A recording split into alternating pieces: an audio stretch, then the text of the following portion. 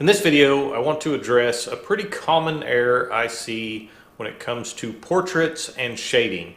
More specifically, we'll talk about the eye. So let's dive in.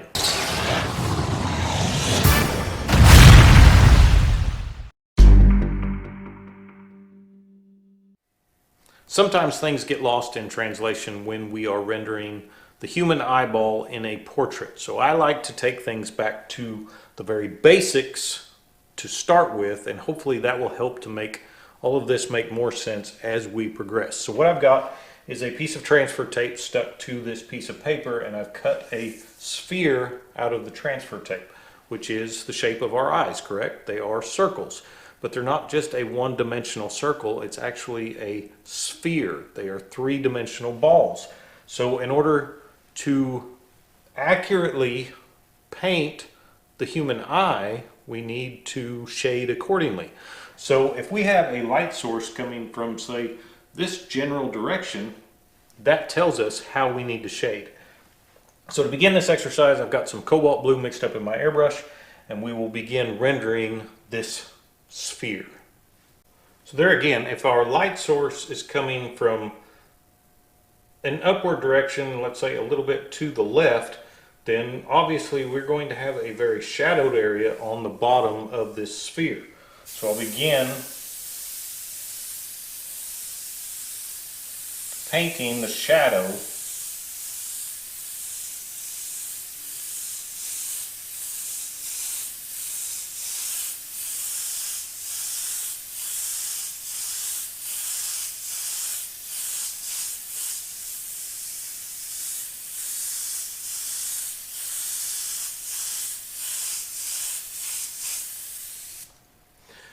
Now with a three-dimensional object, we would also have a little bit of a shadow around the outside of the sphere because the light is coming from this direction. So the backside of this rounded object, this is an object that is round, not flat, is going to have a shadow around the outer perimeter.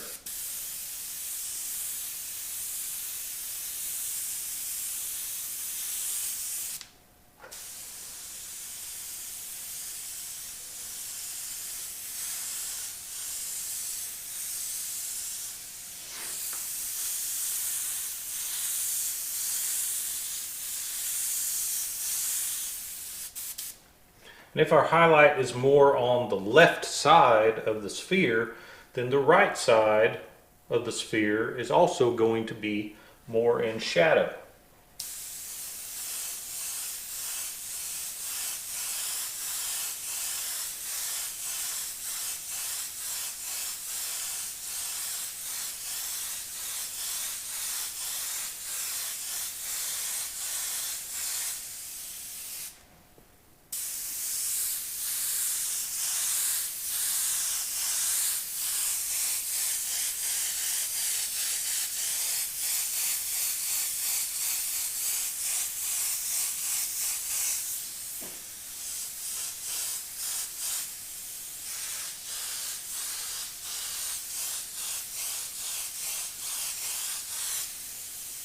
So I removed the mask and moved it to the center of the page, and we have the beginnings of a three-dimensional sphere, but we're not quite there yet.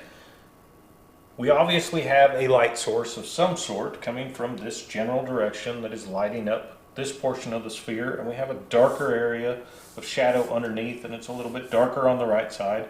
We have a little bit of a shadow around the outer perimeter of this sphere.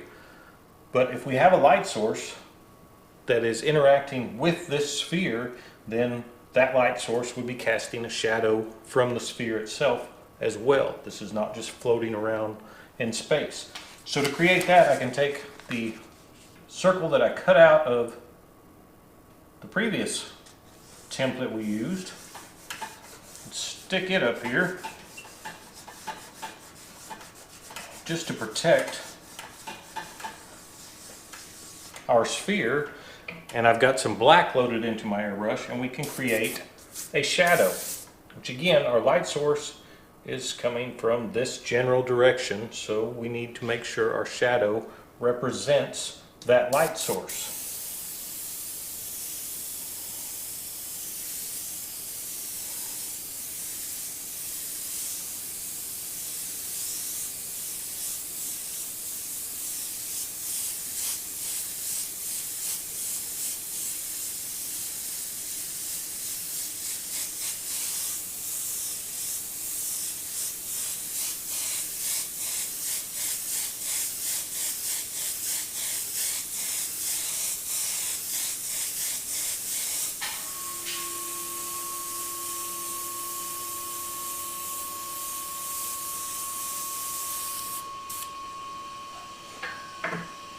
Now we can remove the mask.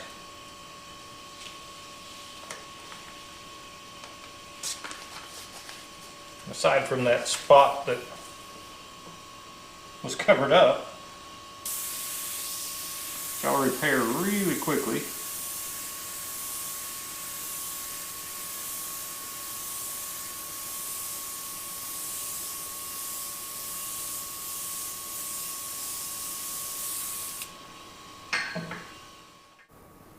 So with the shadow, our sphere becomes a little bit more believable as an actual three-dimensional object, but we can still take it one step further by adding a specular highlight from our light source. So I've got some white in my airbrush now, and we can do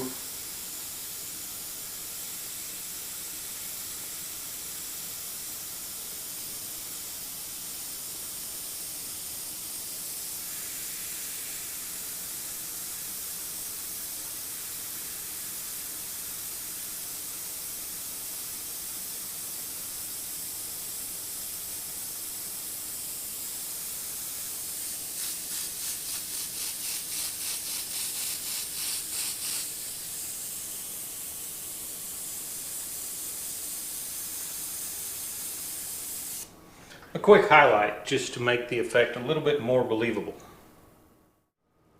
Continuing on, off camera, I did some work on this second sphere and painted the beginnings of what could be an eyeball. Granted, this is very crude, it was very quick. We're not trying to create a work of art here, I'm just trying to illustrate a point. So hopefully you see a little bit of a similarity between this first sphere that we painted and the eyeball that we now have.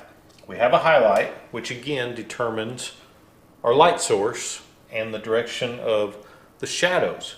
So we would shadow this one very much the same as we shadowed this one. I've got black in my airbrush. It's very over-reduced black.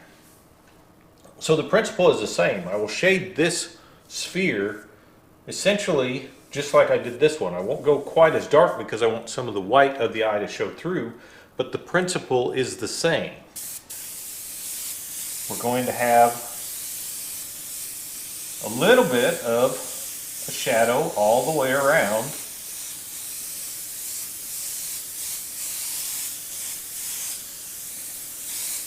With a little bit more of a shadow on the bottom side.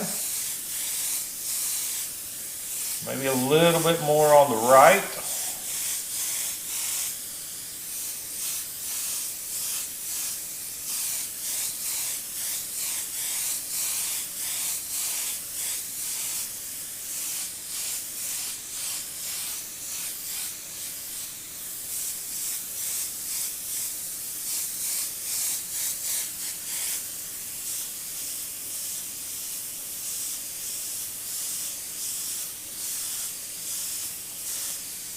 And just a little bit darker on the right side compared to the left, because again our light source was coming from this general direction. So if we remove this mask,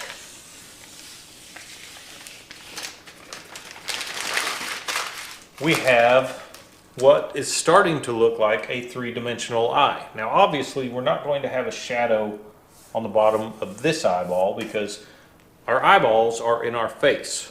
They're in the eye sockets of our skull, and they're surrounded by all this other bone structure and skin around them. And that's kind of where I think people start to run into trouble when they begin shading the eyeball. So on the last example, we'll render out a very similar eye, and I will show you what I'm talking about. Hopefully all of this will become a lot more clear. Okay, so off camera I came in, and again this is just to save time, and crudely rendered out another eyeball minus the highlight this time, because we'll come in and do the highlights last. But you can see I've got the outer rim of the eyeball drawn in pencil just so you can see it, and I don't know that this is actually to scale either. Here's where things get lost in translation for some of us, I think, because we can't see all of this. We have bone structure and skin and all this other stuff around our eyeballs. And I think sometimes we forget that we're actually dealing with a round object when we are painting or rendering out eyeballs. So to begin with, we have our eyelids above our eyes. I'm going to use a freehand shield to make this go a little bit quicker and a little bit cleaner. Let's render out the top of our eyelid shadow real quick.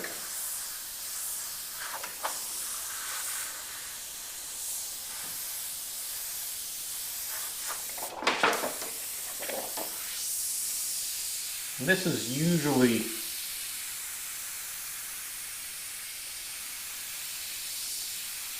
a pretty defined line.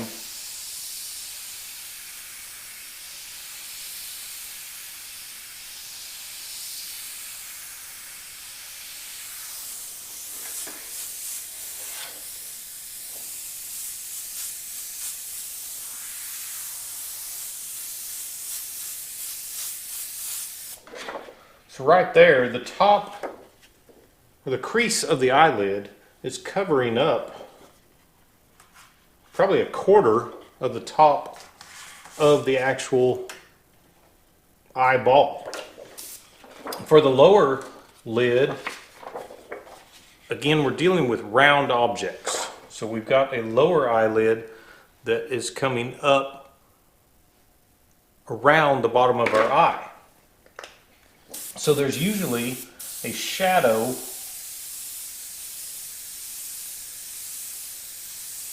not quite as dark, but there's usually a shadow on the lower part of the eye on our actual skin. And then there's a lighter area where your bottom eyelashes come out, and I don't know all the technical terms for these, but that area is usually quite a bit lighter compared to the white of the eye as well as the skin. Now for the top of the eye, I generally paint females because I'm a guy, so I'll paint this one like I was painting a female eye. But due to makeup and things, we usually have a darker line at the top of the eyeball, or the end of the lid.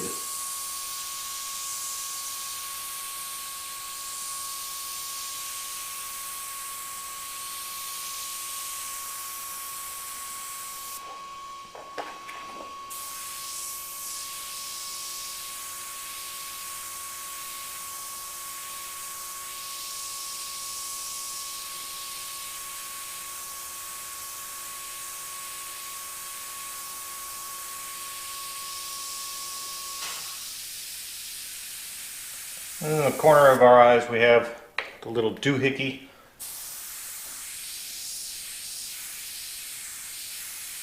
And I like when I'm rendering the bottom of the eyelid, the bottom eyelid or the portion of your skin, I don't like to draw or create a line all the way across. I'll usually start it on this end and then fade it out, and then I'll do the same thing on the opposite end.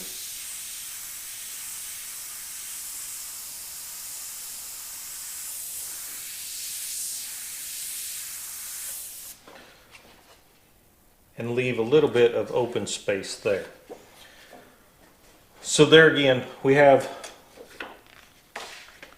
a lot of the eyeball that is not even really visible when we're actually looking at our eyes on a person. So sometimes we forget that we're dealing with a very round object. It's round both this way and it's round this way. So we need to shade it accordingly. I'll usually see a shadow created on the top of the eyeball, which is correct because our eyelid is going to create a shadow on our eyeball itself.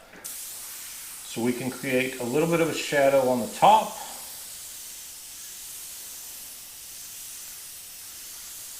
And the shadow on the top of the eyeball is usually darker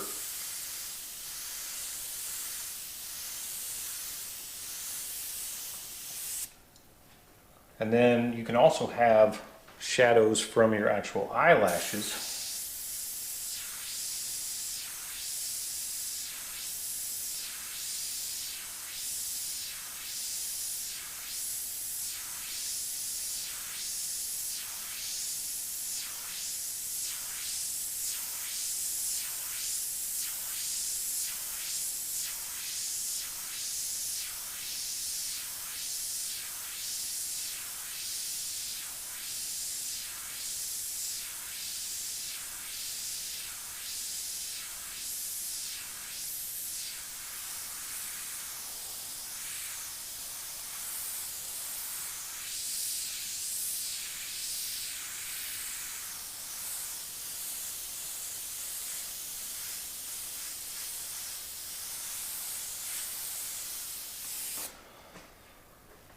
What I usually see people miss is a shadow along the bottom side of the eye, because again, we're dealing with a round object. So if there's light up here, there's going to be shadow on the bottom side. I don't like to put as an abrupt shadow or as dark of a shadow on the bottom side of the eye, but I usually put a little bit of a shadow there. You know, I was talking about your lower eyelid where your eyelashes come out, how that's generally lighter compared to the white of the eye as well as the skin. The way I like to usually portray that is I'll use a freehand shield to sort of mask or shield that area, and very lightly just add a little bit of a shadow to the bottom side of the eye. And again, this is very crude.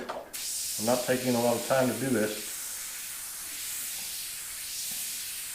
But that lighter area there is generally where your eyelashes are coming out of the bottom side of your eye.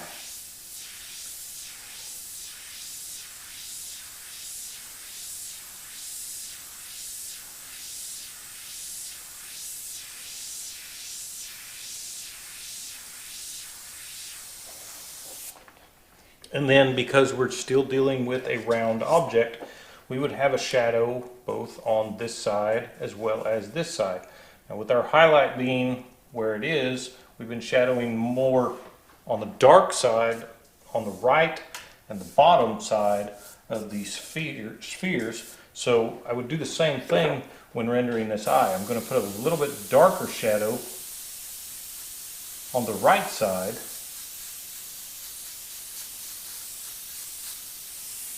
and a little bit lighter shadow on the left. But again, we're dealing with a round object, so you've got to have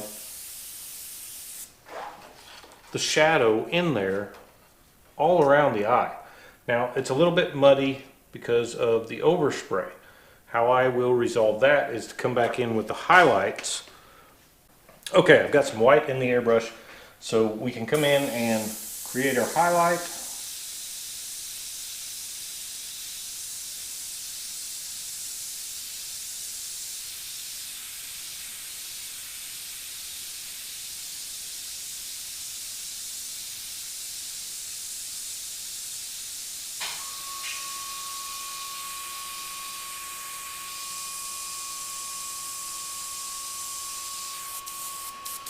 And then if I've got too much overspray in the white of the eye, sometimes I will come back in, and you can use a freehand shield to mask the color of the eye if you want, but I'll spray just a little bit of white on either side of the iris.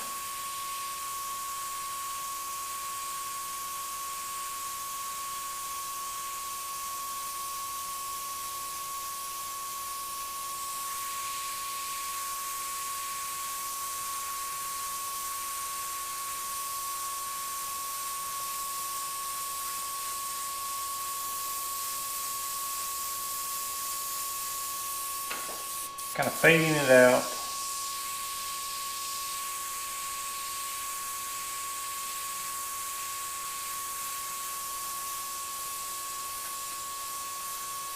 And you can do the same thing with an eraser if you're using subtractive techniques rather than just straight paint.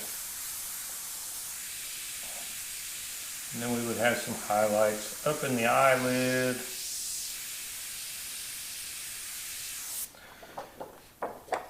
And usually our eyes are wet. There's liquid in there. So you're going to have highlights around the corner of the eye or in the corner of the eye. And sometimes I'll add just a quick little highlight right where the bottom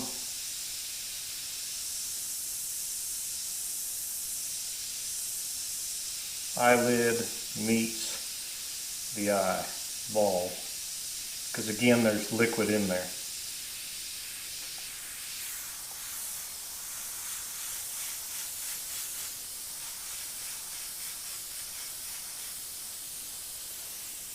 Again, I realize this is very crude. It was never intended to be a finished piece of art. All of this came straight from my head. I wasn't using a photographic reference. My main goal was to illustrate the importance of shading all the way around the eye when you're actually rendering eyes in a portrait. If we go back to this example, there's some degree of shading all the way around this round object. The same applies when we're actually painting eyes, and that's the error that I see relatively common. I'll usually see a shadow on the top and usually on one of the sides, but a lot of times artists will omit the shadow on the bottom or the other side of the eyeball. If you use shadowing all the way around the eyeball, you will get a more believable, a better three-dimensional look to the eyes in your portraits. And this applies to not just eyes, it actually applies to almost all of the features on our face, because we're relatively rounded. But this video is specifically talking about the eyes. So I hope that makes sense. I hope you guys have got something out of this. If you did, remember to like, subscribe, and share. My name's Trevor with Wicked Art Studio, and I will see you guys next time.